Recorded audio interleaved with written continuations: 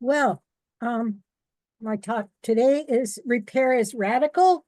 Can you all hear me okay? Okay. Which is a response to frustrated by design, which means both annoyed by stupidity and items designed to be transient. I'm going to start off by reading Platform 21's Repair Manifesto, which I first ran across in 2009, which is when it was published. Platform 21 is a design studio in Amsterdam, a design collective that was doing a number of public actions, and that's where this came out of. So their repair manifesto is number 1, make your products live longer. Repairing things means taking the opportunity to give your product a second life. Don't ditch it, stitch it. Don't end it, mend it.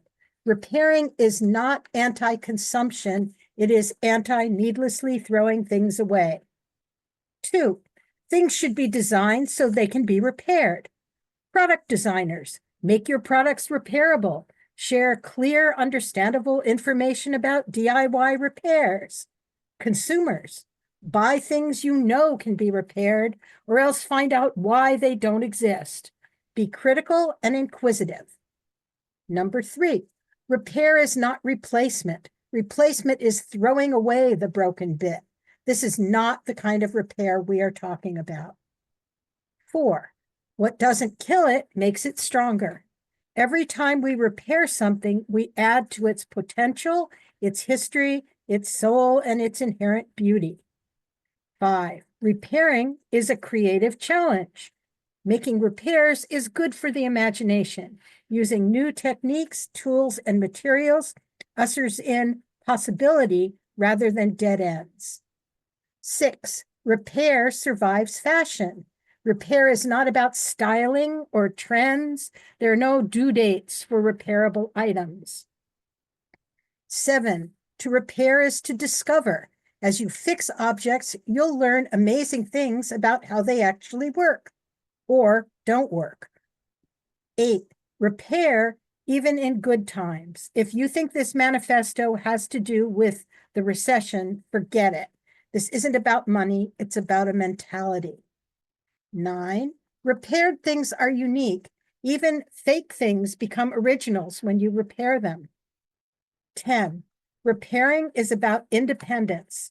Don't be a slave to technology, be its master. If it is broken, fix it and make it better. And if you're a master, empower others. 11, you can repair anything, even a plastic bag, but we'd recommend getting a bag that will last longer and then repairing it if necessary. Stop recycling and start repairing. Pardon me, I need to cough. Okay. I have a pair of very beloved Keen boots, but they were made so as to be totally unrepairable. The soles wear out, they can't be replaced, the style changed the next year, and they never made them again. This is frustrating. I have an electric toothbrush. Does a great job of cleaning my teeth, but when the battery dies, the only thing to do with it is throw it away. It's a totally sealed container. Have you ever wondered how we got here? And if there is a way to change? These things are not accidental. For most of human history, with very few exceptions, things made embodied significant time, resources, and skill, and were repaired rather than just discarded. For the vast majority of people, clothing was not simply thrown away if it was damaged or stopped fitting, because cloth took months from start to finish. It required growing fiber, which could take up to a year or more, spinning, weaving, cutting, sewing, and would not be discarded if it got a little tear or moth holes or whatever.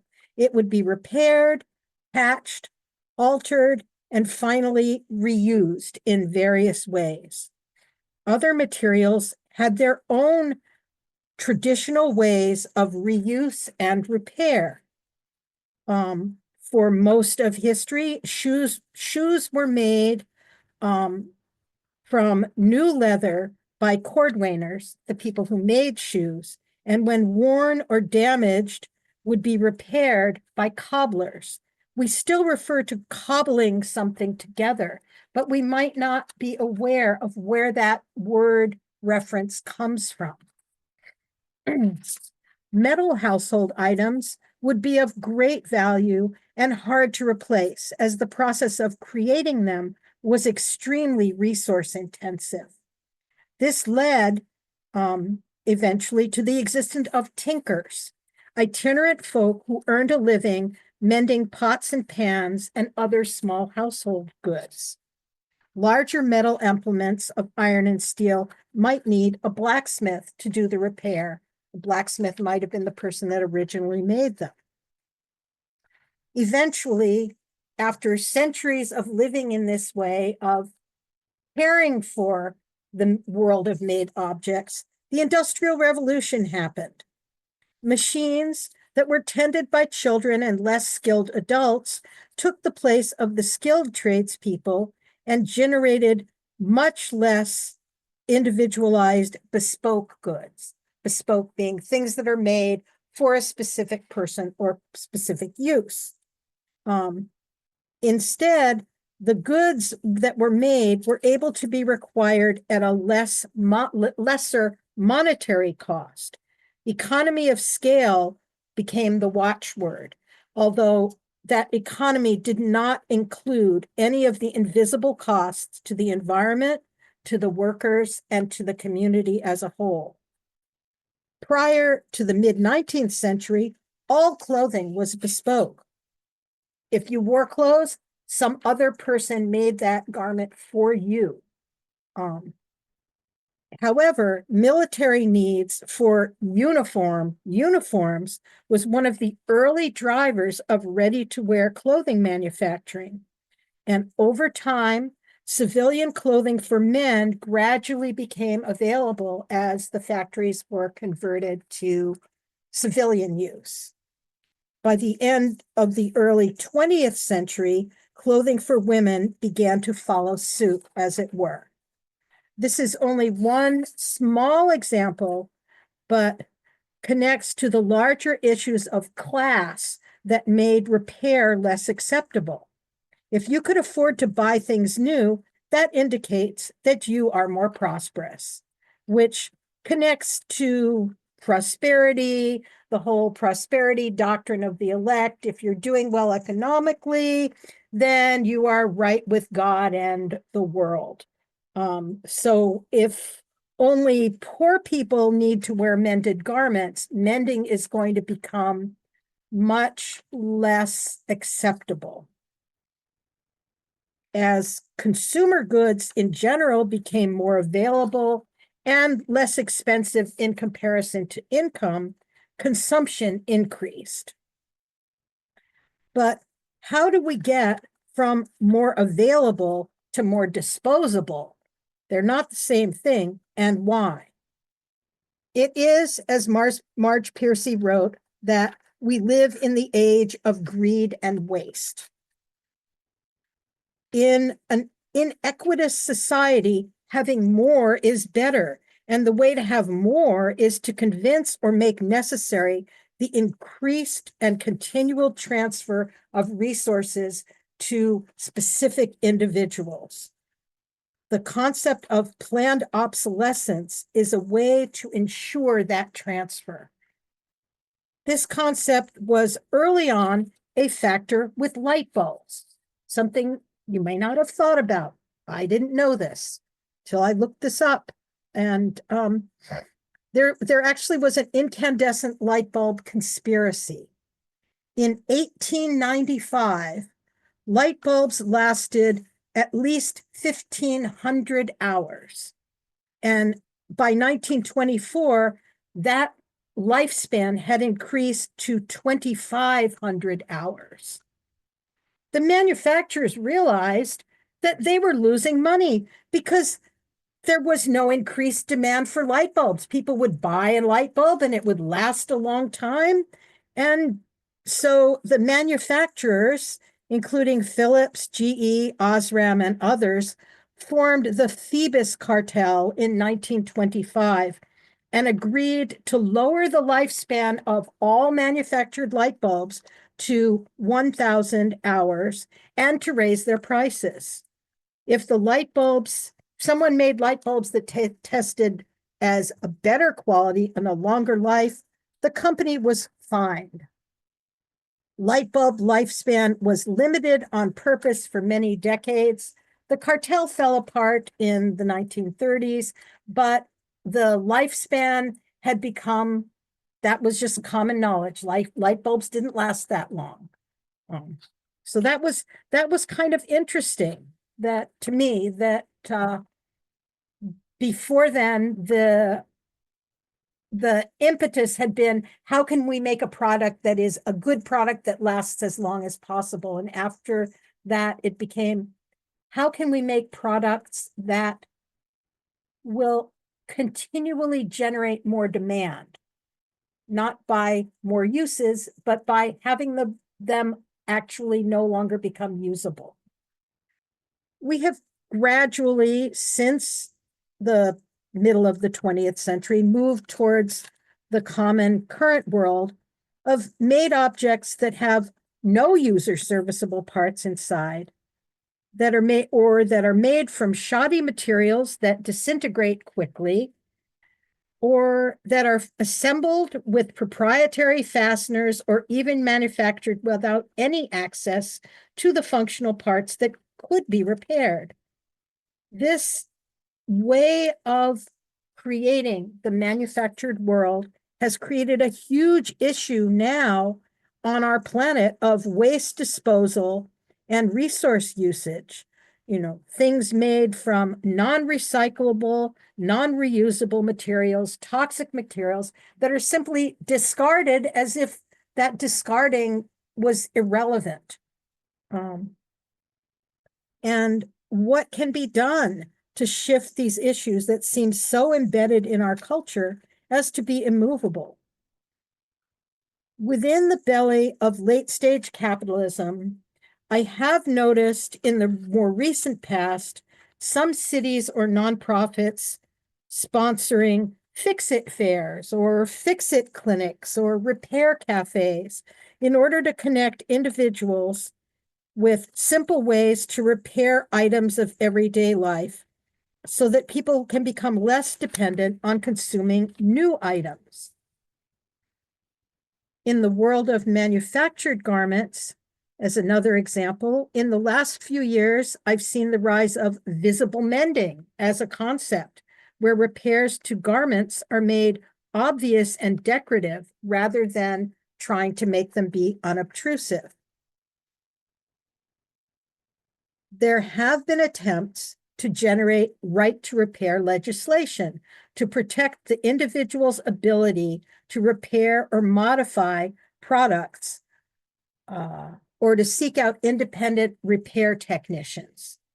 Prior to such legislation, or without any, manufacturers have cited copyright of repair rights in order to sue independent repair companies. This includes auto repair, cell phone repair, and even fast food machinery have all been items and types of materials that have been the subject of these lawsuits to give people the right to get them fixed rather than to simply discard them.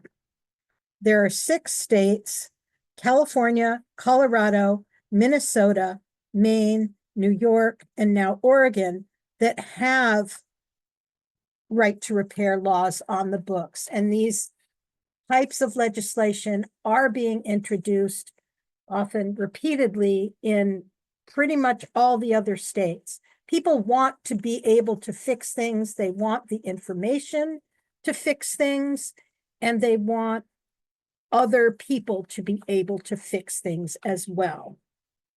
To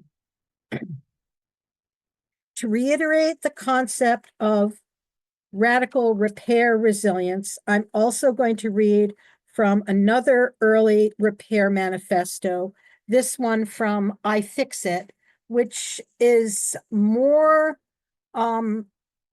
affiliated with the electronic world, but I think that their statement has a lot of current value. And their repair manifesto is, we hold these truths to be self-evident. If you can't fix it, you don't own it. Repair is better than recycling. Making our things last longer is both more efficient and more cost-effective than mining for raw materials. Repair saves you money. Fixing things is often free and usually cheaper than replacing them. Doing the repair yourself saves money. Repair teaches engineering. The best way to find out how something works is to take it apart. Repair saves the planet. The Earth has limited resources. Eventually, we will run out. The best way to be efficient is to reuse what we already have. Repair connects people and things. Repair is war on entropy. Repair is sustainable. We have the right to devices that can be opened, to repair documentation for everything, to repair things in the privacy of our own homes, to error codes and wiring diagrams, to available, reasonably priced service parts. We have the right to choose our own repair technician, the right to non-proprietary fasteners, the right to remove do not remove stickers, the right to replace any and all consumables ourselves. We have the right to troubleshooting instructions and flowcharts, because repair is independence, saves money and resources, requires creativity, makes consumers into contributors, and inspires pride in ownership. In closing, I hope that we can find a way to a more thoughtful connection to the world of created objects, where interdependence and mutual aid will allow us to make the most thorough and sustainable use of what we have. Thank you.